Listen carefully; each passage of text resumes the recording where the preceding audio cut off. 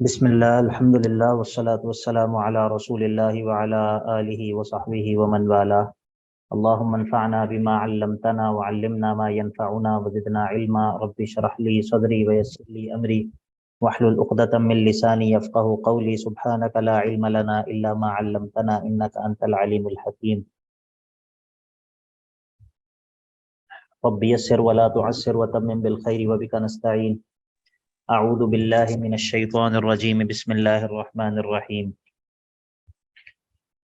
وَلَئِن شِئْنَا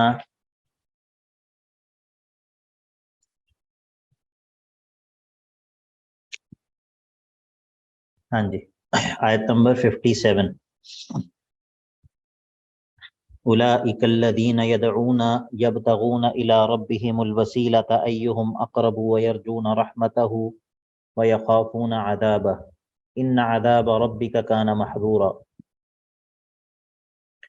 بات چل رہی تھی شرک فی الدعاء اور شرک فی التصرف پر رد کی، تو اللہ تعالیٰ فرماتے ہیں قل آپ کہہ دیجئے کہ ادعوا الذین زعمتم من دونہ، پکار لو ان لوگوں کو جن کو تم اللہ کے علاوہ اپنے مددگار سمجھتے ہو، تو فلا یملکون کشف الضر عنکم ولا تحویلا، وہ نہ تو تمہاری پریشانی کو دور کر سکتے ہیں، نہ ہی تمہاری حالت کو بدل سکتے ہیں، بلکہ اولئک الذین، یہ لوگ جن کو یہ پکارتے ہیں، یعنی کہ یہ معبود جن کو یہ پکارتے ہیں، وہ یدعون، یہ الذین یدعون جو ہیں جن کو یہ لوگ پکارتے ہیں، یبتغون الی ربہم الوسیلۃ ایہم اقرب، یہ تو خود اللہ کی طرف قربت کے خواہش مند ہیں، اللہ کی قربت یہ خود اللہ کی قربت چاہتے ہیں، اور ویرجون رحمتہ، اور اللہ کی رحمت کی امید رکھتے ہیں، ویخافون عذابہ،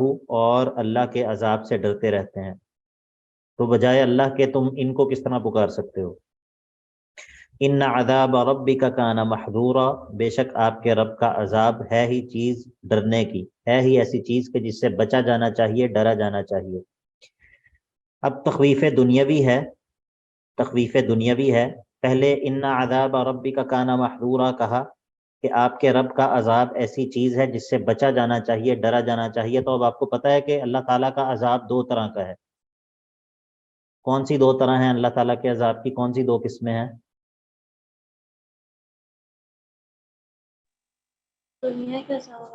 دنیاوی اور اخروی، شاباش۔ تو اب تخویف دنیاوی ہے، وَإِن مِّن قَرْيَةٍ، وَإِن مِّن قَرْيَةٍ، یہ ان کون سا ہے؟ کون سا ان ہے یہ؟ نافیہ۔ جی کیا دلیل ہے اس کی؟ آگے اللہ، شاباش، بارک اللہ فیکم، ماشاءاللہ۔ تو وَإِن مِّن قَرْيَةٍ، اور کوئی بھی بستی ایسی نہیں ہے، کوئی بھی بستی ایسے نہیں ہے۔ یہ میں نے اتنا عمومی معنی کیوں کیا ہے؟ کوئی بھی بستی ایسی نہیں ہے، ایسا میں نے کیوں معنی کیا ہے؟ معنی کے اندر عموم کس وجہ سے پیدا ہو رہا ہے؟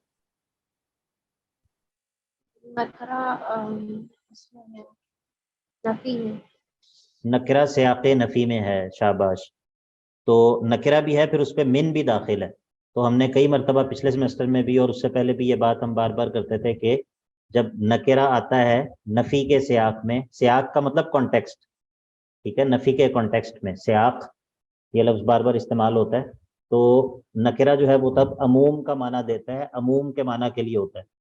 تو وَإِن مِّن قَرْيَةٍ، اور کوئی بھی ایسی بستی نہیں ہے، الا، مگر، نحن مہلکوها، مگر ہم اسے ہلاک کر دیں گے۔ بستی کو کیسے ہلاک کیا جائے گا؟ بستی کو کیسے ہلاک کیا جا سکتا ہے؟ بستی کے رہنے والے، بستی والوں کو، شاباش۔ تو وَإِن مِّن قَرْيَةٍ إِلَّا نَحْنُ مُهْلِكُو أَهْلَهَا، نحن مہلکو اہلہا، ٹھیک ہے، قبل یوم القیامت، قیامت سے پہلے، او معذبوها عذابا شدیدا، یا پھر ہم اس کو عذاب دیں گے، شدید عذاب۔ کان ذلک فی الکتاب مسطورا، اور یہ اللہ تعالیٰ کا ایسا کرنا الکتاب میں لکھا ہوا ہے۔ الکتاب سے مراد یہاں پر کون سی کتاب ہے؟ کون سی کتاب میں لکھا ہوا ہے؟ لوح محفوظ۔ شاباش، لوح محفوظ، بارک اللہ فیکم۔ تو یہ جو الکتاب ہے نا، یہ قرآن مجید میں اس کے مختلف مصداقات ہیں، ٹھیک ہے. کبھی یہ قرآن مجید کے معنی میں استعمال ہو رہا ہوتا ہے، کبھی یہ تورات کے معنی میں استعمال ہو رہا ہوتا ہے، کبھی الف لام اس کے اوپر جنسی ہوتا ہے اور اللہ تعالیٰ نے جتنی کتابیں نازل کی ہیں وہ سب مراد ہوتی ہیں، ٹھیک ہے. اور کبھی جو ہے یہ لوح محفوظ کے معنی میں استعمال ہو رہا ہوتا ہے، ٹھیک ہے. یہ باتیں ہم نے سورۃ البقرہ کے شروع میں کی تھیں، ذالک الکتاب لا ریب فیہ میں الکتابوں میں بات کی تھی. تو اسی لیے جہاں پر بھی الکتاب لفظ آئے گا تو وہاں پر آنکھیں بند کر کے ایک معنی نہیں کیا جا سکتا. بات سمجھ آ گئی آپ سب کو؟ جی سر. تو کان ذالک فی الکتاب مستورا، اس آیت پر کوئی سوال وارد ہوتا ہے؟ اس آیت میں کوئی سوال ہے؟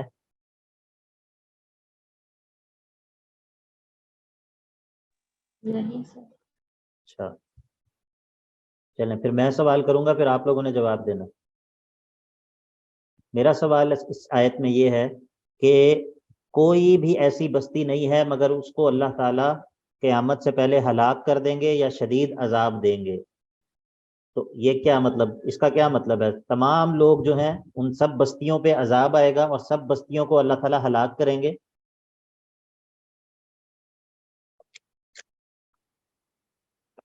جی نہیں شیخ، صرف وہ والی جو ظالم ہوتی ہیں بستیاں یا پھر جو لوگ نافرمان ہوتے ہیں ان پر ہی. شاباش شاباش، بارک اللہ فیکم، آپ کا جواب ٹھیک ہے. لیکن یہ جواب اس طرح مطلب آپ کے کہنے کو، آپ کا کہنا جو ہے وہ جواب نہیں ہے نا. آپ کو چاہیے کہ آپ اس آیت کے ساتھ لکھ لیں سورۃ الطلاق آیت نمبر 8 اور اب نکالیں 28واں پارہ سورۃ الطلاق آیت نمبر 8. وہاں پر وضاحت ہو جائے گی، جو امارہ بہن نے جواب دیا ہے وہ وہاں پر موجود ہے. 28واں پارہ سورۃ الطلاق آیت نمبر 8.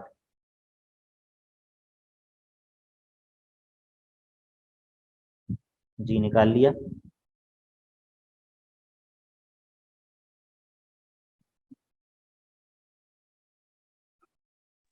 جی سر. اب دیکھیے وَكَأَيٍّ مِّن قَرْيَةٍ عَتَتْ عَنْ أَمْرِ رَبِّهَا، اور کتنی ہی ایسی بستیاں ہیں کہ وہ نافرمانی کرتی ہیں، سرکشی کرتی ہیں، عن امر ربها، اپنے رب کے حکم سے، ورسولہ، اور اس کے رسولوں کے حکم سے. تو فحاسبناها حسابا شدیدا وعذبناها عذابا نکرا، تو ہم ان کا شدید حساب محاسبہ بھی کرتے ہیں اور ان کو ایک بڑا عجیب قسم کا عذاب بھی دیتے ہیں. فذاقت وبال امرها، تو وہ اپنے معاملے کا نتیجہ، اس کا انجام اس کو وہ چکھ لیتی ہیں وہ بستیاں. وکان عاقبۃ امرها خسرا، تو یہاں پر ذکر ہے وکأی من قریۃ، یہ کون سی بستیوں کی بات ہو رہی ہے؟ عتت عن امر ربها ورسولہ، وہ بستیاں جس کے رہنے والے اللہ کے رسولوں کے اور اللہ کے حکم سے سرکشی کرتے ہیں، یہ ان کی بات ہو رہی ہے. ٹھیک ہو گیا؟ تو یہاں پر لکھ لیں ساتھ وَإِن مِّن قَرْيَةٍ إِلَّا نَحْنُ مُهْلِكُوهَا قَبْلَ يَوْمِ الْقِيَامَةِ أَوْ مُعَذِّبُوهَا عَذَابًا شَدِيدًا كَانَ ذَلِكَ فِي الْكِتَابِ مَسْطُورًا وَمَا مَنَعَنَا أَن نُرْسِلَ بِالْآيَاتِ إِلَّا أَن كَذَّبَ بِهَا الْأَوَّلُونَ. آیت نمبر 58 سے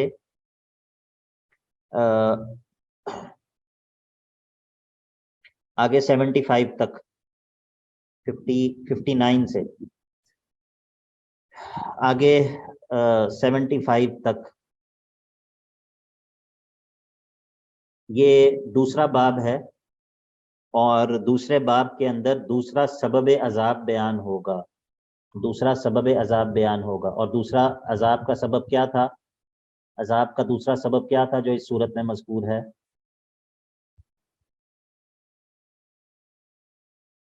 جی اللہ تعالیٰ کے معجزات کا انکار کرنا، معجزات کا انکار کرنا یا اللہ تعالیٰ کے شاعر کی بے عزتی کرنا.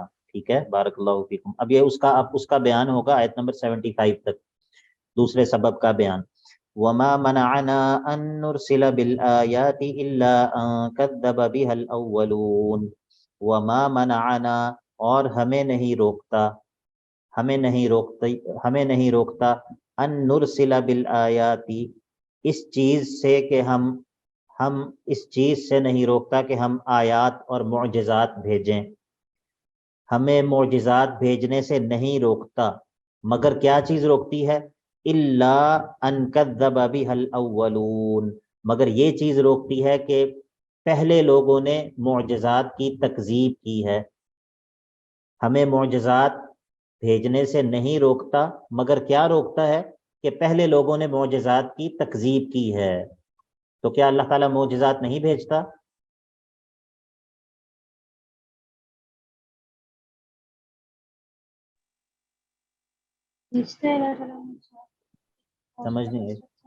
سمجھ نہیں آئی، کیا کہا ہے؟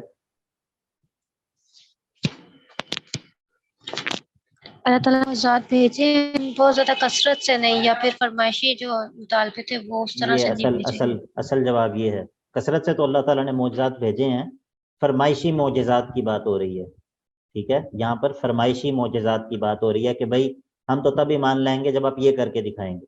تو ایسے معجزات جب اللہ تعالیٰ بھیج دیتا ہے اور پھر بھی کوئی قوم ایمان نہ لائے تو پھر اس کی بربادی کا فیصلہ جو ہے وہ طے ہو جاتا ہے، پھر اس کے بچنے کی کوئی امید باقی نہیں رہتی، ٹھیک ہے؟ تو یہاں پر فرمائشی معجزات کی بات ہو رہی ہے۔ وما منعنا ان نرسل بالآیات الا ان كذب بها الاولون۔ اب آگے اس کی مثال دیکھ لیں ابھی اگلی مثال سے بھی یہ بات واضح ہو جائے گی کہ یہاں پر فرمائشی معجزات کی بات ہو رہی ہے۔ وآتینا ثمود الناقۃ مبصرۃ فظلموا بها، بے شک ہم نے دیا سمود کو، سمود یعنی کہ قوم سمود، صالح علیہ السلام کی قوم کو، الناقۃ اونٹنی، یہ وہ اونٹنی ہے جو انہوں نے مطالبہ کر کے پہاڑ کے اندر سے اللہ تعالیٰ نے نکالی تھی کفار کے مطالبہ کرنے پر، مبصرتن، اس حال میں کہ وہ اونٹنی کھلی نشانی تھی، اس حال میں کہ وہ اونٹنی کھلی نشانی تھی۔ تو انہوں نے کیا کیا؟ فظلموا بها، ان لوگوں نے، قوم سمود نے اس اونٹنی کے ساتھ ظلم کیا، تو فاہلکوا، پس وہ ہلاک کر دیے گئے، ٹھیک ہے؟ تو جب کوئی قوم اس طرح اللہ تعالیٰ سے نشانی طلب کرے اور اللہ تعالیٰ جو ہے وہ معجزہ بھیج دے اور پھر وہ ایمان نہ لائیں تو پھر ان کے بچنے کی کوئی صورت باقی نہیں رہتی۔ وما نرسل بالآیات الا تخویفا، اور ہم نہیں بھیجتے معجزات اور نشانیوں کو مگر ڈرانے کے لیے، تاکہ یہ لوگ ڈر جائیں اور شاید یہ لوگ ڈر کے ایمان جو ہے وہ لے آئیں۔ اب زجر ہے منکرین معجزات پر، اور اسی طرح تحریض ہے، اللہ کے نبی صلی اللہ علیہ وسلم کو اللہ تعالیٰ تیزی دلاتا ہے تحریض، اور تحریض اردو میں کیا کہتے ہیں؟ تحریض کو کسی کو ترغیب دلانا یا ڈرانا، نہیں تحذیر نہیں ہے، یہ تحریض، یا ایھا النبی حرض المؤمنین علی القتال، وہ والا ترغیب دلانا، ٹھیک ہے؟ وَإِذْ قُلْنَا لَكَ إِنَّ رَبَّكَ أَحَاطَ بِالنَّاسِ، اور جب ہم نے آپ سے کہہ دیا اے نبی صلی اللہ علیہ وسلم کہ ان ربک احاط بالناس، بے شک آپ کا رب لوگوں کا احاطہ کیے ہوئے ہے، یعنی کہ آپ اپنی ذمہ داری کو بغیر خوف و خطر ادا کیجئے، اللہ تعالیٰ تمام لوگوں کا احاطہ کیے ہوئے ہے، یہ آپ کا کچھ بگاڑ نہیں سکیں گے۔ اب آگے ذکر ہے دو مزید معجزات کا جن کا لوگوں نے مذاق اڑایا یا انکار کیا تو جو سبب عذاب بن گیا۔ پہلے ذکر کیا قوم سمود کی اونٹنی کو، اب آگے مزید چیزوں کا ذکر ہوگا۔ وَمَا جَعَلْنَا الرُّؤْيَا الَّتِي أَرَيْنَاكَ، اور ہم نے نہیں بنایا اس مشاہدے کو جو ہم نے آپ کو دکھایا، اس مشاہدے کو جو ہم نے آپ کو دکھایا ہم نے نہیں بنایا اس کو۔ اب آگے وَالشَّجَرَةَ الْمَلْعُونَةَ فِي الْقُرْآنِ، وَالشَّجَرَةَ الْمَلْعُونَةَ فِي الْقُرْآنِ، وَالشَّجَرَةَ الْمَلْعُونَةَ آكِلُوهَا، اور وہ اس درخت کو کہ جس کو کھانے والے پر لعنت کی گئی ہے قرآن میں، اور اس درخت کو جس کو کھانے والے پر لعنت کی گئی ہے، الملعونۃ آکلوہا، الملعونۃ آکلوہا، جس کو کھانے والے پر لعنت کی گئی ہے، اس کو ہم نے نہیں بنایا الا فتنۃ للناس، مگر لوگوں کے لیے آزمائش بنایا ہے۔ جی سمجھ آ گیا؟ آیت کی ترتیب اور ترکیب سمجھ آ گئی؟ وما جعلنا الرؤیا التي اریناک، والشجرۃ الملعونۃ فی القرآن الا فتنۃ للناس، ہم نے ان دونوں چیزوں کو نہیں بنایا مگر لوگوں کے لیے سبب آزمائش بنایا ہے۔ جی یا جماعہ،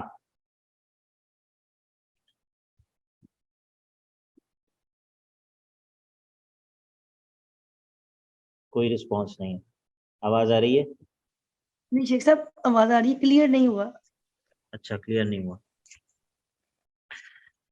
یہاں پر دو چیزوں کا تذکرہ ہے، یہ جو الا فتنۃ للناس ہے نا، اس کو آپ چھوڑ دیں بیچ میں سے اور پھر آپ عبارت دیکھیں، وما جعلنا الرؤیا التي اریناک، اور ہم نے نہیں بنایا اس مشاہدے کو جو مشاہدہ ہم نے آپ کو دکھایا، والشجرۃ الملعونۃ فی القرآن، اور اس درخت کو جس کو کھانے والے پر لعنت کی گئی ہے قرآن میں، اس کو ہم نے نہیں بنایا۔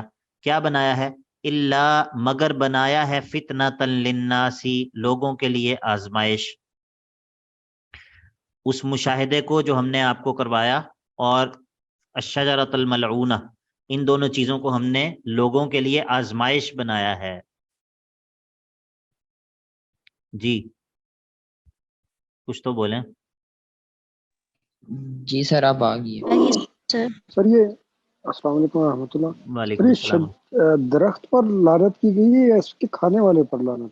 جی میں نے یہی عرض کیا کہ الملعونۃ آکلوہا، اس کا جو فاعل ہے صفت کا وہ معذوف ہے، اس کو کھانے والے پر لعنت کی گئی ہے۔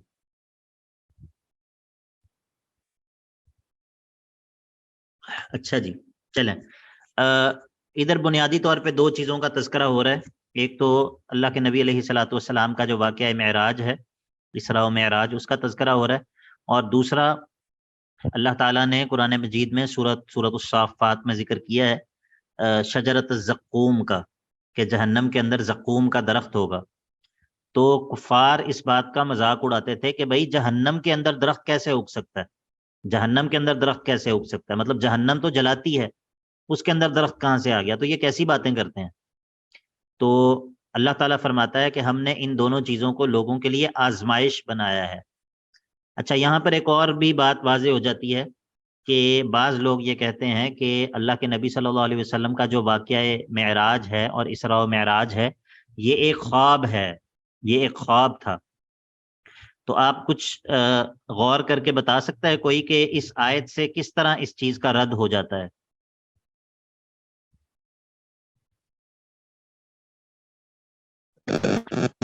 سر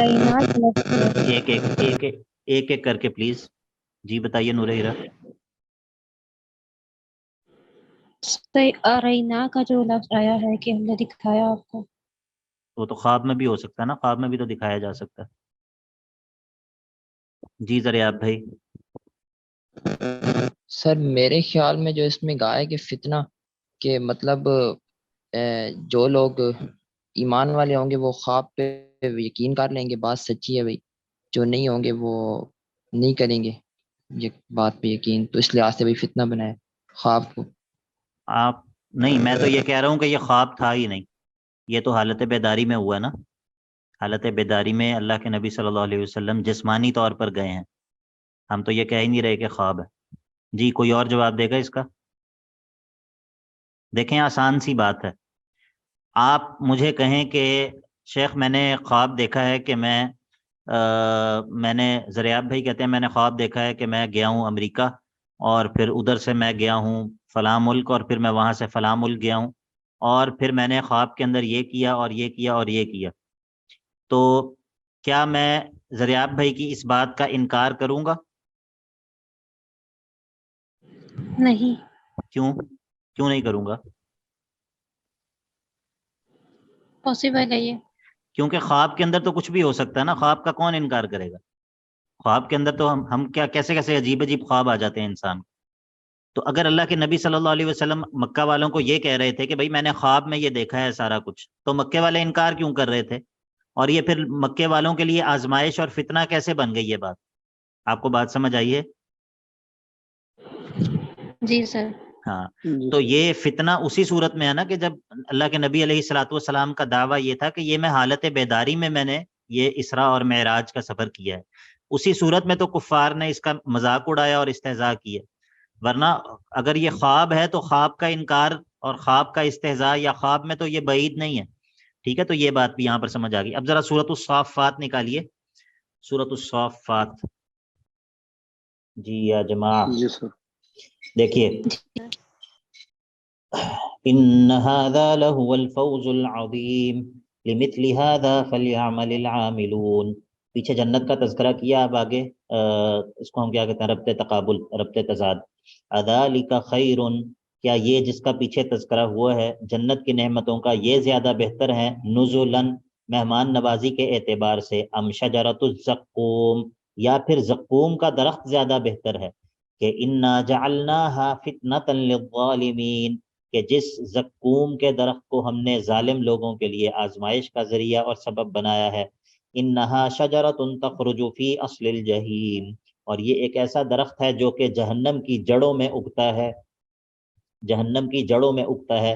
طلعها کأنہ رؤوس الشیاطین, اور اس کی ٹہنیاں اس طرح ہیں کہ گویا کہ شیاطین کے سر ہوتے ہیں. فإنہم لآکلون منها فمالئون منها البطون فشاربون ثم ان لهم علیہا لشوبا من حمیم ثم ان مرجعهم لإلی الجحیم.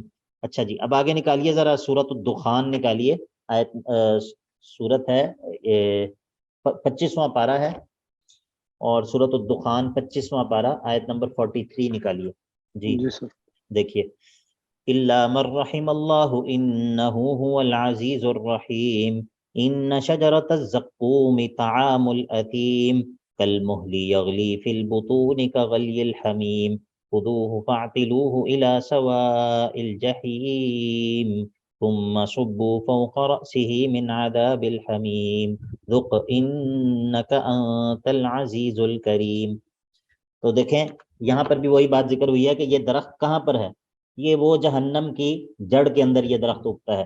اب اس کے اوپر یہ اعتراض تھا کہ یہ جہنم کے اندر یہ درخت کیسے اگ سکتا ہے, جہنم اگر جلاتی ہے تو اس کے اندر درخت کس طرح اگ سکتا ہے. تو اللہ تعالیٰ فرما رہا ہے کہ آپ کا اسراء اور معراج کا سفر بھی اور یہ زقوم کا درخت بھی, یہ دونوں چیزیں لوگوں کے لیے آزمائش ہیں کہ کون ان پر ایمان لاتا ہے, کون اس کی تصدیق کرتا ہے اور کون اس کی تصدیق نہیں کرتا ہے. جی شاید سمجھ آ گئی. اللہ اکبر کبیرہ. عرفان بھائی آپ کو سمجھ آ گیا تو اس کا مطلب ہے کہ ٹھیک ہے. جزاک اللہ خیر. بارک اللہ جی سر فیکم. سمجھ. وما جعلنا الرؤيا التي أريناك إلا فتنة للناس والشجرة الملعونة في القرآن ونخوفهم فما يزيدهم إلا طغيانا كبيرا. یہ الشجرة الملعونة اس کے دو معنی ہیں. ایک تو الملعونہ کا معنی کہ جس کی بری صفات بیان کی گئی ہیں, وہ درخت جس کی بری صفات بیان کی گئی ہیں. اگر ہم یہ معنی کریں پھر ہمیں آکلوہا نہیں نکالنا پڑے گا, لیکن اگر ہم یہ معنی کریں کہ وہ درخت جس کے کھانے والے پر لعنت کی گئی ہے, تو پھر ہمیں الملعونۃ کے آگے اس کا فاعل جو ہے وہ نکالنا پڑے گا آکلوہا. ٹھیک ہے, تو اس طرح ہے. بات سمجھ آئی ہے کچھ نہ کچھ؟ جی سر آگے. میں آپ کو قرآن پاک کے اندر ایک اور جگہ دکھاتا ہوں. سورۃ النساء نکالیں ذرا, سورۃ النساء کی آیت نمبر 75 نکالیں ذرا.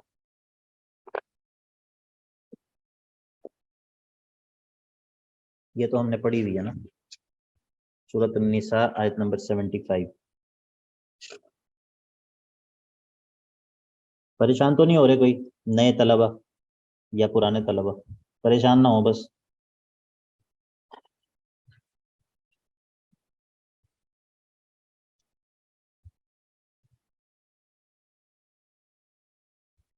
جی نکال لی. جی سر. جی سر. اب یہ دیکھیں, ربنا اخرجنا من هذه القرية الظالم اهلها. ربنا اخرجنا, اے ہمارے رب ہم کو نکال دے, من هذه القرية الظالم, من هذه القرية الظالم. اب یہ الظالم جو ہے یہ القریہ کی صفت نہیں بن رہی یہاں پر. هذه القرية الظالم اهلها, الظالم اهلها. اب یہ اہلھا جو ہے یہ الظالمی کی کا فاعل ہے، الظالمی کا فاعل اہلھا ہے، ٹھیک ہے، تو یہ وہ بستی جس کے رہنے والے ظالم ہیں، تو الظالم جو ہے پھر القریہ کی صفت نہیں ہے بلکہ ادھر رہنے والوں کی صفت ہے۔ اب جس طرح یہاں پر ہے نا القریۃ الظالمی، القریۃ الظالمی، اسی طرح وہاں پر ہے الشجرۃ الملعونۃ، وہاں پر اسم فاعل ہے، وہ بھی صفت کا صیغہ ہے، یہاں پر اسم مفعول ہے، ٹھیک ہے۔ تو یہاں پر جس طرح سورۃ النساء میں آپ نے دیکھا ہے آگے اس کا فاعل الگ سے ہے اہلھا، کہ ظالم بستی ظالم نہیں ہے، بستی کے اہل، بستی کے رہنے والے ظالم ہیں، تو اس طرح یہاں پر یہ ہم نکال لیں گے الشجرۃ الملعونۃ آکلھا، وہ درخت کہ جس کو کھانے والے پر لعنت کی گئی ہے، ٹھیک ہے۔ تو یہ ایک معنی یہ ہے، یہی معنی زیادہ مناسب معلوم ہوتا ہے۔ جی سمجھ آ گیا سب کو؟ جی سر سمجھ آ گیا۔ جی یہ جی وہ سر۔ ایک مرتبہ، کافی پرانی بات ہے یہ، کچھ سال ہو گئے تقریباً، اس کو 7-8 سال اس بات کو ہو گئے ہوں گے، کہ ایک جگہ دورہ قرآن میں تھا میں اپنے استاد کے ساتھ، تو یہی سورۃ الاسراء ہم نے ختم کی، تو جب یہ آیت انہوں نے پڑھائی تب میری توجہ نہیں تھی یا کسی کام میں لگ گیا ہوں گا، تو جب سبق کے بعد میں نے یہی سوال کیا، جب میں نے سبق کے بعد یہی سوال کیا تو مجھے اچھی خاصی ڈانٹ پڑی کہ سبق کے اندر میں نے اس کی اتنی تفصیل کیا تب تم کہاں تھے، تو اسی لیے یہ آیت مجھے بھولتی نہیں ہے کبھی، یہ یاد رہ گئی بھی ہے۔ بہرحال وَنُخَوِّفُهُمْ، اور ہم تو ان کو ڈراتے ہیں، لیکن فما یزیدہم، نہیں ان کو بڑھاتا ہمارا ڈرانا، الا طغیانا کبیرا، مگر بہت ہی زیادہ سرکشی میں، ہم ان کو ڈراتے ہیں، ہم یہ نشانیاں اور آیات اور معجزات جو بھیجتے ہیں وہ ان کو ڈرانے کے لیے بھیجتے ہیں، لیکن ہمارے بجائے اس کے کہ یہ اس سے ڈر جائیں، یہ اپنی سرکشی میں اور بڑھتے چلے جاتے ہیں، ٹھیک ہے۔ فما یزیدہم، نہیں ان کو بڑھاتا، ہمارا ڈرانا ان کو نہیں بڑھاتا، الا طغیانا کبیرا، مگر بہت بڑی سرکشی کے اندر ہی اور ان کو ہمارا ڈرانا جو ہے وہ بڑھا دیتا ہے۔ اب یہ طغیانا کبیرہ کہا تو اب ایک طاغی کا ذکر ہوگا، ایک سرکش کا ذکر ہوگا، رب سمجھ آ گیا؟ پیچھے کہا فما یزیدہم الا طغیانا کبیرا، اب ایک طاغی کا، ایک سرکش کا ذکر ہوگا۔ وَإِذْ قُلْنَا لِلْمَلَائِكَةِ اسْجُدُوا لِآدَمَ فَسَجَدُوا إِلَّا إِبْلِيسَ، اور جب ہم نے فرشتوں سے کہا کہ سجدہ کرو آدم کو، فسجدوا، تو ان سب نے سجدہ کیا، الا ابلیس، سوائے ابلیس کے کہ اس نے سجدہ نہیں کیا۔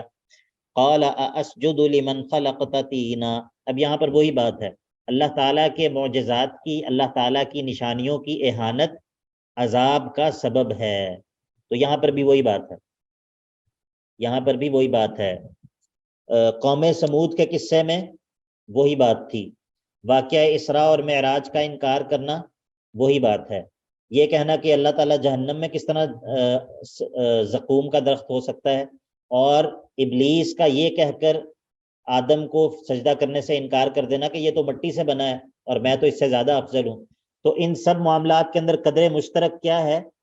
اللہ تعالیٰ کے شعائر کی اہانت کرنا یا معجزات کا انکار کرنا۔ آپ کو بات سمجھ آ گئی، جس کو ہم نے عذاب کا دوسرا سبب ذکر کیا تھا۔ جی سر سمجھ جی آ گیا۔ سر۔ بارک اللہ فیکم۔ وَإِذْ قُلْنَا جی سر لِلْمَلَائِكَةِ ابھی اسْجُدُوا لِآدَمَ فَسَجَدُوا إِلَّا إِبْلِيسَ قَالَ أَسْجُدُ لِمَنْ خَلَقْتَ طِينًا، کیا میں اس کو سجدہ کروں جس کو آپ نے مٹی سے پیدا کیا ہے؟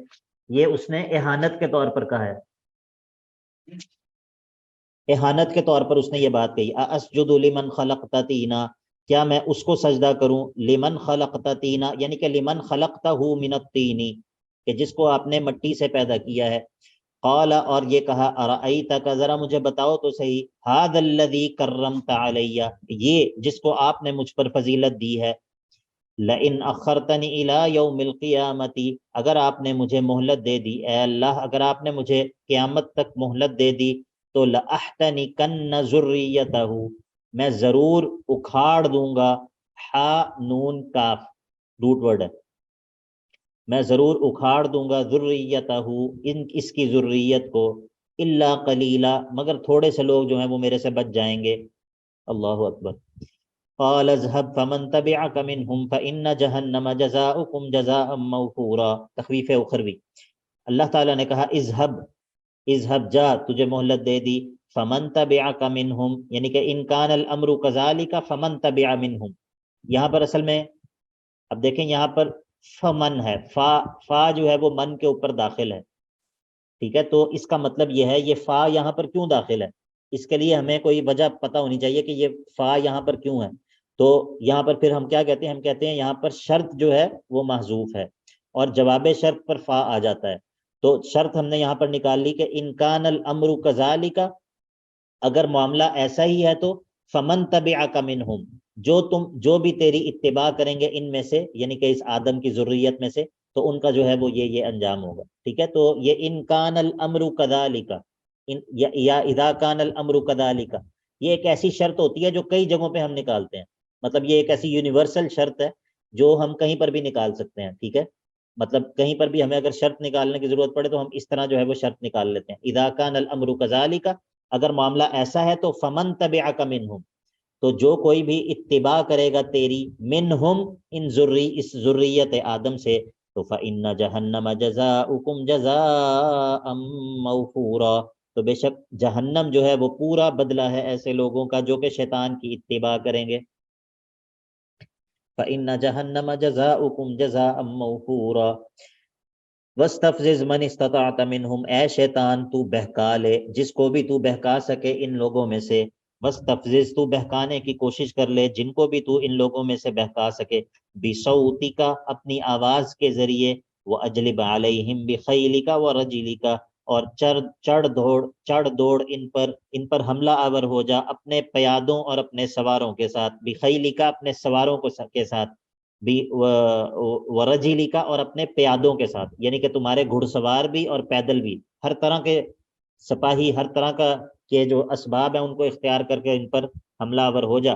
وشارکہم فی الاموال والاولاد، اور ان کے ساتھ ان کے مالوں میں اور ان کی اولاد میں شریک ہو جا.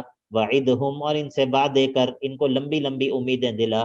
وما یعدہم الشیطان الا غرورا، اور شیطان کا وعدہ تو نہیں ہوتا مگر دھوکے کا وعدہ ہوتا ہے.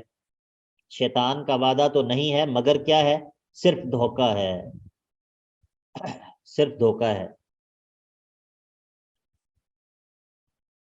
وہ جیسے اللہ تعالیٰ نے فرمایا نا کہ وقال الشیطان لما قضی الامر ان اللہ وعدکم وعد الحق ووعدتکم فاخلفتکم، وہ شیطان اس دن کہے گا جس دن فیصلہ ہو جائے گا، قیامت کا دن آ جائے گا، تو شیطان کہے گا ان اللہ وعدکم وعد الحق، بے شک اللہ نے تو تمہارے سے سچا وعدہ کیا تھا. ووعدتکم فاخلفتکم، اور میں نے بھی تم سے ایک وعدہ کیا تھا لیکن میں نے اپنے وعدے کی خلاف ورزی کی.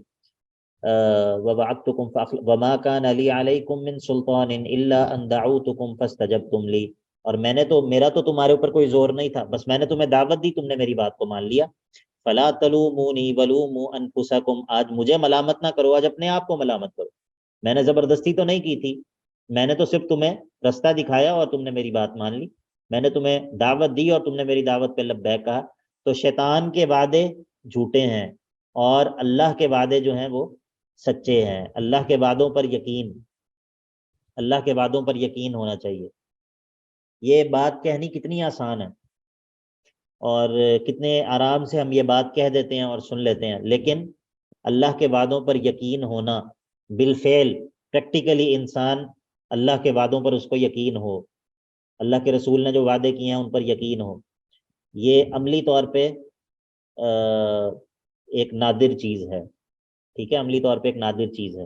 آپ نے سورۃ الاحزاب شاید پڑھی ہو، ورنہ انشاءاللہ ہم پڑھیں گے آگے، اللہ نے توفیق دی تو انشاءاللہ. سورۃ الاحزاب کے اندر ایک واقعہ ہے بہت عجیب، اور اللہ تعالیٰ نے دو قسم کے لوگوں کا تذکرہ کیا ہے. ایک ہی طرح کے حالات میں دو طرح کے لوگوں کا مختلف ریاکشن، ایک ہی طرح کے حالات میں دو طرح کے لوگوں کا مختلف ریاکشن، دو مختلف ریاکشن.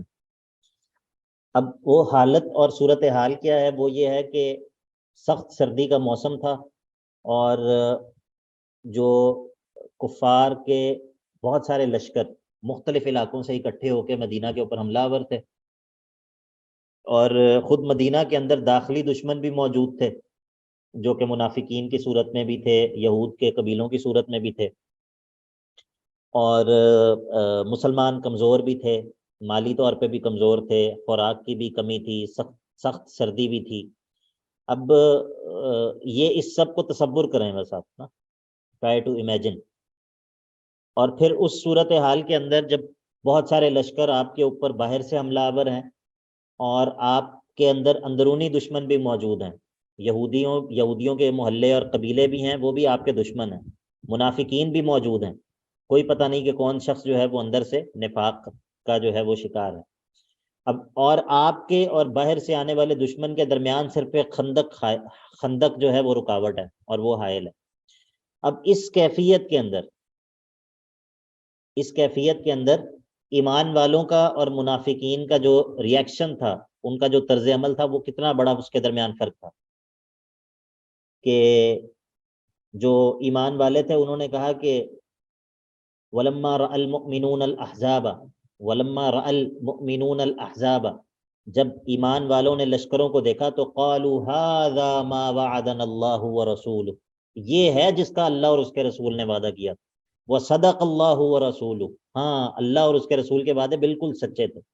فَمَا زَادَهُمْ إِلَّا إِيمَانًا وَتَسْلِيمًا، فَمَا زَادَهُمْ إِلَّا إِيمَانًا وَتَسْلِيمًا، ان مشکل ترین حالات نے ایمان والوں کو ایمان میں اور اللہ اور اس کے رسول کے آگے سبمٹ کرنا، سبمیشن، تسلیم، انقیاد، اس میں اور بڑھا دیا۔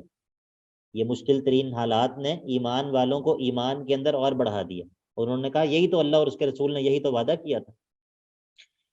اس کے مقابلے میں منافقین کا کیا طرز عمل تھا؟ منافقین کا ریئیکشن کیا تھا؟ انہوں نے کہا اچھا دیکھا، یہ ہم سے کہتے تھے کہ تم روم اور فارس فتح کرو گے، تم وہ کسرا کے کنگن جو ہے وہ تمہیں مل جائیں گے، اور یہ کہتے تھے کہ تم جو ہے وہ ایران کو فتح کرو گے اور تم جو ہے وہ اس جگہ تک جو ہے وہ تمہاری بادشاہت پہنچ جائے گی۔ لو دیکھ لو کہ آج کیفیت یہ ہے کہ دشمن سر پہ ہے، صرف ایک خندق ہمارے اور دشمن کے درمیان حائل ہے، اور کوئی پتہ نہیں کہ اب ہم میں سے کسی نے بچنا ہے یا نہیں بچنا۔ تو وہ کیا کہنے لگے کہ ما وعدنا اللہ ورسولہ الا غرورا، اللہ اور اس کے رسول کے وعدے ہم صرف ایک دھوکہ تھے، دھوکے کے علاوہ کچھ بھی نہیں۔ تو یہ بڑا عجیب ایک مشہد ہے، یہ بڑا عجیب ایک قصہ ہے سورۃ الاحزاب کے اندر، اور مجھے ہمیشہ میں اس مقام کے اوپر بہت زیادہ مجھے جو ہے نا وہ دل کو ٹچ کرتا ہے کہ ایک ہی طرح کی کیفیت میں ایمان والوں کا طرز عمل اور منافقین کا طرز عمل یہ ٹوٹلی ایک دوسرے کے الٹ ہے، کہ ایمان والے ایمان میں اور بڑھ گئے، اور جن کے دلوں میں گندگی اور نفاق تھا وہ اس نفاق میں اور اس گندگی میں جو ہے وہ، تو اسی لیے اللہ تعالیٰ کے وعدوں پر یقین اعمال القلوب میں سے بھی بات اور طرف نکل جائے گی، لیکن یہ بات اہم ہے۔ جس طرح بدن کے اعمال سارے اعمال ایک جیسے نہیں ہوتے، کیا نماز پڑھنا اور رستے سے کسی چیز کو ہٹا دینا، یہ دونوں اعمال ایک جتنے ہیں، ان کی ویٹیج ایک جتنی ہے؟ جی یا جماعہ؟ نہیں سر۔ نہیں۔ اسی طرح اعمال القلوب دل سے جو کیے جانے والے اعمال ہیں، یہ ان اعمال کے اندر بھی تفاوت ہے، یہ سب اعمال بھی ایک جیسے نہیں ہوتے۔ ان سب اعمال کے اندر بھی بعض اعمال بڑے مرکزی حیثیت کے ہوتے ہیں، بعض جو ہے وہ ذیلی حیثیت کے ہوتے ہیں، یعنی کہ ان میں بھی درجہ بندی ہوتی ہے۔ تو یقین جو ہے یہ ایک ایسا عمل ہے جو اعمال القلوب کے اندر بہت بہت جو ہے وہ اہمیت کا حامل ہے۔ ٹھیک ہے، یہ بات اور طرف نکل جائے گی، لیکن بہرحال یہ بھی ضروری ہے قرآن پڑھتے ہوئے۔ اچھا جی، بات ہماری کیا چل رہی تھی؟ ہاں، یہ کہ وَاسْتَفْزِزْ مَنِ اسْتَطَعْتَ مِنْهُمْ بِصَوْتِكَ، شیطان تو بہکانے کی کوشش کر لے جس کو تو چاہے اپنی آواز کے ذریعے۔ شیطان کی آواز سے کیا مراد ہے؟ گانا بجانا، اس کے علاوہ بھی صرف گانا بجانا مراد نہیں ہے، بلکہ ہر وہ شرک کی دعوت اور اللہ اور اس کے رسول کی نافرمانی کی دعوت، ہر وہ بندہ جو کہ شہوات کی طرف دعوت دیتا ہے، چاہے وہ پوڈ کاسٹ کی شکل میں ہو، چاہے وہ تحریر کی شکل میں ہو، چاہے وہ تقریر کی شکل میں ہو، چاہے وہ ٹی وی چینل پر بیٹھ کر کفر کی طرف، الحاد کی طرف دعوت دے رہا ہو، وہ شبہات کو پھیلا رہا ہو، تو یہ سب کچھ اس کے اندر داخل ہے۔ بِصَوْتِكَ وَأَجْلِبْ عَلَيْهِمْ بِخَيْلِكَ وَرَجِلِكَ، اور ان پر ٹوٹ پڑ، کس طرح؟ اپنے پیادے لے کر اور اپنے جو گھڑ سوار ہیں ان کو لے کر. معنی کیا ہے کہ ہر طرح کے اسباب اختیار کر لے. وشارکھم فی الاموال والاولاد، اور ان کے مال اور اولاد میں ساتھ شریک ہو جا، کہ یہ مال کی نسبت غیر اللہ کی طرف کرنے لگ جائیں، اولاد کی نسبت غیر اللہ کی طرف کرنے لگ جائیں، یا اللہ کی نافرمانی میں اس کو خرچ کرنے لگ جائیں. اور وعدہم، اور ان سے لمبے لمبے لمبے چوڑے وعدے کر، ان کو لمبی لمبی امیدیں دلا. وما یعدہم الشیطان الا غرورا. یہ اس آیت سے جو بات ہمیں سمجھ آتی ہے وہ یہ آتی ہے کہ مطلب جو بات ہمیں سمجھ آنی چاہیے وہ یہ ہے کہ کیا ہم شیطان کو بلیٹل کر سکتے ہیں؟ شیطان کی ہمارے سے جو دشمنی ہے، کیا اس کو ہم ایزی لے سکتے ہیں؟ نہیں سر. نہیں لے سکتے. ٹھیک ہے، تو یہ بہت خطرناک دشمن ہے. ان الشیطان لکم عدو فاتخذوہ عدوا، فاتخذوہ عدوا، شیطان تمہارا دشمن ہے، تم اس کو دشمن سمجھو.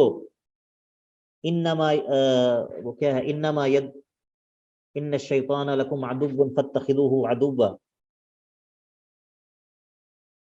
کہ وہ تو اپنے حزب کو دعوت دیتا ہے لیکونوا من اصحاب السعیر، کہ تاکہ وہ جہنم والوں میں سے ہو جائے. تو بہرحال اس کا مطلب یہ ہے کہ شیطان کے جو چالیں ہیں، شیطان سے بچنا، شیطان کو دشمن سمجھنا، اس کی چالوں کو پہچاننا، پھر ان سے بچنے کی کوشش کرنا، یہ سب کام جو ہے یہ بڑے اہم ہیں. ہاں، یہ ان عبادی لیس لک علیہم سلطان، تو یہ سب کچھ کر لے، لیکن ان عبادی، لیکن میرے بعض بندے ایسے ہوں گے. ان عبادی، آپ کو بتایا تھا عبادن لی اور عبادی کا فرق سورت کے شروع میں بتا چکا ہوں. ان عبادی، لیکن میرے بعض مخلص بندے ایسے ہوں گے کہ لیس لک علیہم سلطان، تم ان کو گمراہ نہیں کر سکو گے، تم ان پر غالب نہیں آ سکو گے. اور وکفا بربک وکیلا، اے نبی کریم صلی اللہ علیہ وسلم، آپ کا رب کارساز ہونے کے اعتبار سے کافی ہے. آپ کا رب، اس کا مطلب ہے کہ جس طرح باقی معاملات میں ہم توکل کرتے ہیں، اسی طرح شیطان سے بچنے کے معاملے میں بھی یہ بھی توکل کی ایک قسم ہے. توکل کی ایک قسم کیا ہے کہ شیطان سے بچنے کے معاملے میں. اچھا بتائیے آپ مجھے، اگر آپ شیطان سے بچنے کے اسباب اختیار کرتے ہیں تو کیا ضروری ہے کہ آپ شیطان سے بچ جائیں گے؟ نہیں سر. نہیں. بات سمجھ آ رہی ہے باقی لوگوں کو بھی؟ جی سر. جی سر. اس کا مطلب یہ ہے کہ اسباب اختیار کرنے کے باوجود وکفا بربک وکیلا، آپ کا رب کارساز اور وکیل ہونے کے اعتبار سے کافی ہے. یعنی کہ اسباب کے اختیار کے باوجود شیطان سے بچنے کے لیے بھی اللہ پر توکل کرنا ہے. ٹھیک ہے، اللہ پر توکل کرنا ہے.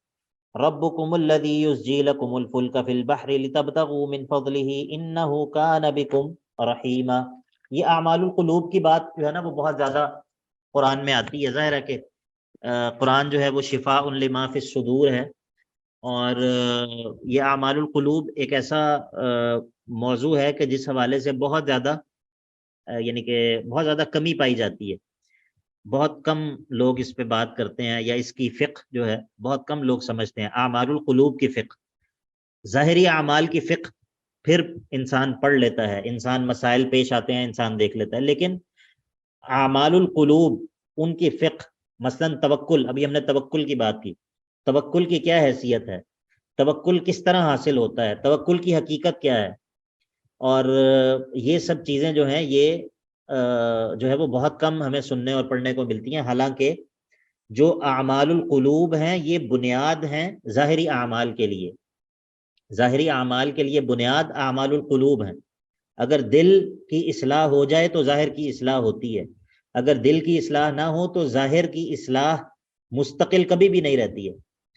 یہ جو ہم نماز شروع کرتے ہیں اور کچھ دیر بعد چھوڑ دیتے ہیں، یا جو ہم قرآن پڑھتے ہیں تو دل میں وحشت پیدا ہوتی ہے، دل کرتا ہے جلدی جلدی ختم کر دیں، یہ سب کام اسی لیے ہوتے ہیں کہ ہم ظاہر سے عمل کرنے کی کوشش کر رہے ہوتے ہیں اور ہمارا باطن جو ہے وہ عمل کے لیے تیار نہیں ہوتا. تو اسی لیے میں نے آپ کو جو 2 کتابیں سجیسٹ کی ہیں، کسی نے شروع کی ہیں پڑھنی یا نہیں؟ الفوائد اور دوائے شافی، کسی نے ڈاؤن لوڈ کی ہیں؟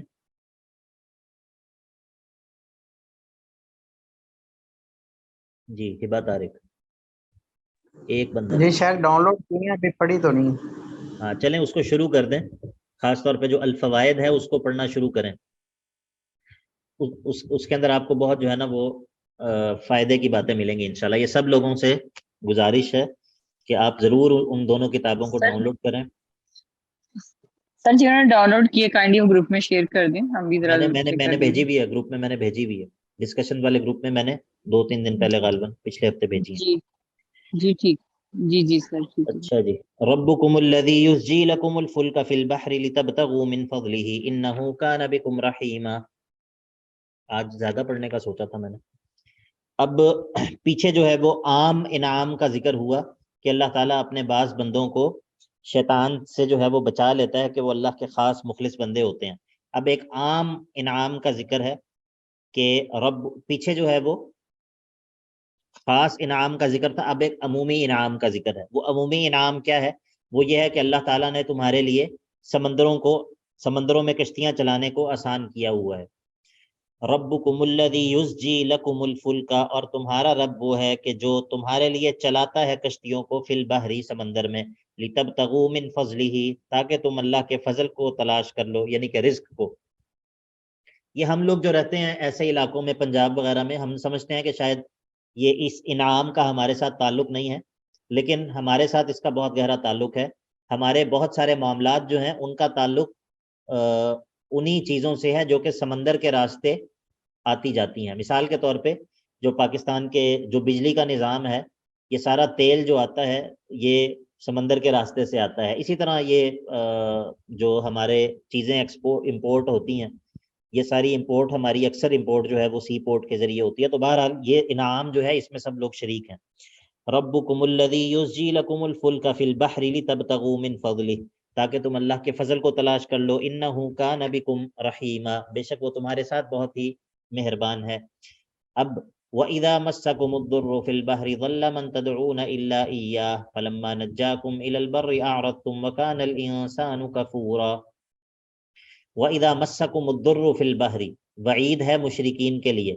پیچھے جب ذکر کیا کہ اللہ تمہارے لیے کشتیوں کو چلاتا ہے, اب اس کے ضمن میں ذکر کرے گا کہ جب کشتیوں میں تمہیں ضرورت پڑتی ہے پھر تم اکیلے اللہ کو پکارتے ہو, اور جب اللہ نجات دے دیتا ہے تو پھر اوروں کو پکارنے لگ جاتے ہو. وَإِذَا مَسَّكُمُ الضُّرُّ فِي الْبَحْرِ, جب تمہیں مصیبت آ لیتی ہے سمندر کے درمیان, تو ظَلَّ مَن تَدْعُونَ إِلَّا إِيَّاهُ غَابَ, ظَلَّ غَابَ کے معنی میں ہے کہ گم ہو جاتے ہیں تم سے, غائب ہو جاتے ہیں تم سے جن کو تم اللہ کے علاوہ پکارتے ہو. اس وقت اکیلے اللہ کو پکارتے ہو. فَلَمَّا نَجَّاكُمْ إِلَى الْبَرِّ أَعْرَضْتُمْ, فَلَمَّا نَجَّاكُمْ, اور پس جب اللہ تمہیں نجات دے دیتا ہے, إِلَى الْبَرِّ خشکی کی طرف, تو أَعْرَضْتُمْ عَنِ الْإِيمَانِ, پھر تم ایمان سے اعراض کرنے لگ جاتے ہو, پھر تم توحید سے منہ پھیر لیتے ہو, پھر غیر اللہ کو پکارنے لگ جاتے ہو. وَكَانَ الْإِنسَانُ كَفُورًا, انسان بہت ہی ناشکرا ہے. کہ مطلب بجائے اس کے کہ اللہ کا شکر ادا کرتا جس نے سمندر کے اندر نجات دی, اور شکر اس طرح ادا کرتا کہ پھر اکیلے اللہ کو پکارنا شروع کر دیتا اور شرک کو چھوڑ دیتا, اس کے بجائے وہ کیا کرتا ہے, وہ جب اللہ تعالیٰ نجات دیتا ہے تو وہ ناشکری کرنے لگ جاتا ہے, دوبارہ سے غیر اللہ کو پکارنے لگ جاتا ہے. جی بات سمجھ آ گئی سب کو, واضح ہے؟ جی سر. جی سر. جی آج ہم نے بہت تھوڑا پڑھا ہے, بات ادھر ادھر نکل جاتی ہے, لیکن یہ ہے کہ انشاءاللہ آہستہ آہستہ اس کو تیز کریں گے. کم از کم ہمیں اس سیمسٹر میں 20ویں پارے تک تو جانا چاہیے انشاءاللہ. زیادہ سے زیادہ پڑھتے ہیں انشاءاللہ, قرآن ختم کریں انشاءاللہ 2-3 سیمسٹر میں. جی کوئی سوال ہے کسی کا؟ سر میں ایک بات کہنا چاہ رہی تھی. جی فرمائیں. سر مجھے مناسب تو نہیں لگتی یہ بات, لیکن تھوڑا سا میں کہہ رہی تھی ہم ٹائم کا خیال کر لیا کریں. اصل میں جیسے ہمارے بچے چھوٹے ہوتے ہیں تو ہم نے ان کو دیکھنا ہوتا ہے, جی بچوں جی کے اسکول ہوتے ہیں نا, تو پھر ان کا کھانا وغیرہ, تو 9 سے بس ہم پلیز اوپر نہ کیا کریں. جی تو ہم نے ختم کر دیا نا. جی سر. جی تھینک کر یو. دیا, ختم کر دیا ہم نے, کوئی پچھلے مسئلہ دنوں نہیں. ٹھیک تھوڑا. جی جی وہ اصل میں جی بعض سر. دفعہ یہ ہوتا ہے کہ بعض دفعہ مجھے پتہ نہیں چلتا, جی سر. جب پڑھتے پڑھتے جو ہے وہ ٹائم اوپر ہو جاتا ہے, پتہ نہیں چلتا, لیکن آپ لوگ بتا دیا کریں انشاءاللہ. سر یہ تو مزہ ہمیں بھی بہت آ رہا ہوتا ہے, مزہ بس ہمیں بھی یہ بہت آ رہا ہوتا ہے, تو دل نہیں نہیں کرتا. باقی بات آپ کی ٹھیک ہے, یہ تو مجبوری ہے, لیکن انشاءاللہ کوئی مسئلہ نہیں ہے, ہم اپنے ٹائم کے اندر انشاءاللہ پورا کریں گے نصاب, کوئی مسئلہ نہیں ہے. بارک اللہ فیکم.